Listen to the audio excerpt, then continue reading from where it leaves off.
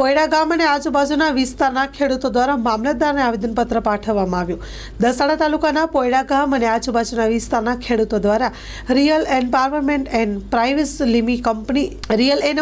Enterprise limited company દ્વારા પોયડા ખેતી survey number 65 66 79 80 81 ની બિનખેતી જમીનમાં ઔદ્યોગિક યુનિટની બાંધકામની તેમજ પ્રોજેક્ટ રદ કરવા બાબતે આવેદનપત્ર પાઠવીને રજૂઆત કરવામાં આવી। Story report by Minaz Malik. આજે અમે અહીંયા પાટડી તાલુકાના પોરડા ગામ તેમજ આજુબાજુના 19 ગામના ખેડૂત પ્રતિનિધિઓ મામલતદારશ્રીને એક આવેદનપત્ર દેવા માટે આવ્યા છે। આવેદનપત્ર એવું છે કે અહીંયા અમારે પોરડા ગામની સીમના સર્વે નંબર છે 65 66 79 80 અને 81 એમાં એક real environment enterprise private limited નામની વેસ્ટ કેમિકલ છે એના કચરાનો નિકાલ કરવા માટેનું એક યુનિટ ઊભું થવાનું છે।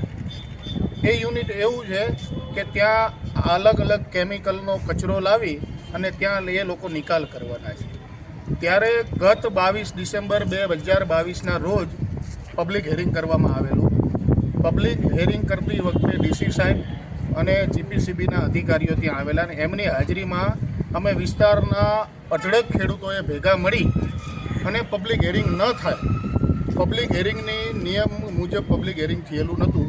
કોઈ પણ વિસ્તારના ખેડૂતોને, આગેવાનો કે સરપંચોને જાણ કર્યા વગર ત્યાંના વિસ્તારના લોકોને અંધારામાં રાખીને એ લોકોએ તાત્કાલિક પબ્લિક હિયરિંગ કરેલું હતું, જેનો અમે સખત વિરોધ કરેલો કે આ કંપની જો અમારા વિસ્તારમાં આવશે તો અમારા ખેડૂતોની ખેતીની જે કંઈ હરિયાળી છે એ બિલકુલ નષ્ટ થઈ જશે।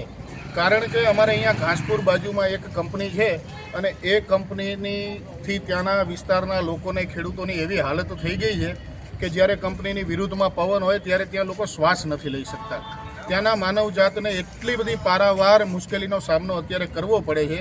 ત્યારે એ બધું જોઈ અમે પબ્લિક હિયરિંગમાં એ કંપની વિરોધમાં તમામ ખેડૂતોએ એક થઈ અને ત્યાં સખત વિરોધ દર્શાવેલો। તેમ છતાં અમને ખબર નથી કે કઈ હેતુથી, કઈ એંગલથી કે કયા નિયમના આધારે આ લોકોએ આ કંપનીને બાંધકામ કરવા માટેની મંજૂરી આપી દીધી છે। ત્યારબાદ ગઈ તારીખ 11 ડિસેમ્બરના રોજ કંપની દ્વારા પોરડા ગ્રામ પંચાયતને લેટર લખવામાં આવે છે કે અમને બાંધકામ કરવાની મંજૂરી આપો। ત્યારબાદ પોરડા ગ્રામ પંચાયત દ્વારા એક નોટિસ જાહેર કરવામાં આવે છે કે આ કંપની બાંધકામ કરવા માટે મંજૂરી માંગેલ છે તો એની રજા ચિઠ્ઠી મેળવવા માટે આપને નોટિસ આપવામાં આવે છે કે આપણે 7 દિવસની અંદર જવાબ રજૂ કરો। જો જવાબ રજૂ કરવામાં નહીં આવે તો અમે એ કંપનીને રજા ચિઠ્ઠી આપી દઈશું અને બાંધકામ કરવાની મંજૂરી આપીશું। ત્યારબાદ પોરડાના ખેડૂતો, ગામના લોકો દ્વારા લેખિતમાં એ લોકોને એવી અરજી આપવામાં આવે છે કે જો આ કંપની આ વિસ્તારમાં આવશે તો અમારા ખેતીને બહુ નુકસાન થયું છે, ત્યાંની સમગ્ર માનવજાતને બહુ નુકસાન થયું છે, ત્યાં રહેતા પશુ પક્ષીઓને, પ્રાણીઓને બહુ નુકસાન થયું છે અને ખરેખર આ કંપની આવવાથી અમારા ભવિષ્ય સાથે, અમારા સ્વાસ્થ્ય સાથે બહુ ચેડા થાય એવી પરિસ્થિતિનું નિર્માણ થઈ શકે તેમ છે। એના માટે થઈને એ લોકોએ લેખિતમાં ગ્રામ પંચાયતના વહીવટદારને અરજી કરેલ કે ગમે તેમ કરીને કોઈ પણ ભોગે તમે આ કંપનીનો પ્રોજેક્ટ થતો અહીંયા રોકો। અને એ લોકોએ વહીવટદારે ઠરાવ કરેલો, ઠરાવ કરી અને એ લોકોને જવાબ રજૂ કરેલો કે ભાઈ અમે રજા આપતા નથી। તેમ છતાં ગઈકાલ તારીખ 6 જાન્યુઆરી 2025ના રોજ કંપની દ્વારા જેસીબી મશીન લઈને સાફ સફાઈ કરવાનું ચાલુ કરેલ છે। ત્યારે ખેડૂતોને ક્યાંક ને ક્યાંક એવો ડર છે કે આટલી બધી રજૂઆતો કરવા છતાંય આ લોકો કામ ચાલુ કર્યું છે તો ભવિષ્યમાં આ પ્રોજેક્ટ અહીંયા ઊભો કરશે અને જો એ પ્રોજેક્ટ ઊભો કરશે તો અમારી ખેતીને પારાવાર નુકસાન થવાનું છે।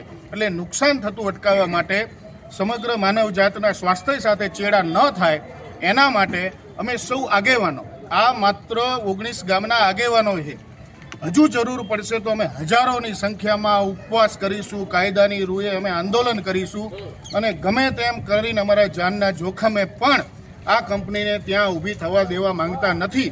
એટલે આજે અમે સરકારના પ્રતિનિધિ મામલતદાર શ્રી તેમજ ડેપ્યુટી કલેક્ટર શ્રીને આવેદન આપવા આવ્યા છીએ કે તમે ગમે તેમ કરી અને આ કંપની ઊભી ન થાય તેવા ખેડૂતોના હિતને ધ્યાને લઈ પ્રયાસ કરશો એવી લાગણી અને માગણી સાથે અમે સૌ આગેવાનો અહીંયા આવ્યા છીએ। માં motor driving, safe and sure driving.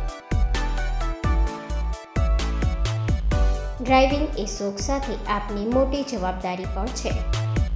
અમારા ઇન્સ્ટ્રક્ટર દ્વારા સચોટ અને સરળ માર્ગદર્શન. આપની રોજની તાલીમની માહિતી મેળવીને શું અધુરાશ છે તેના ઉપર પૂરું ફોકસ કરાય છે.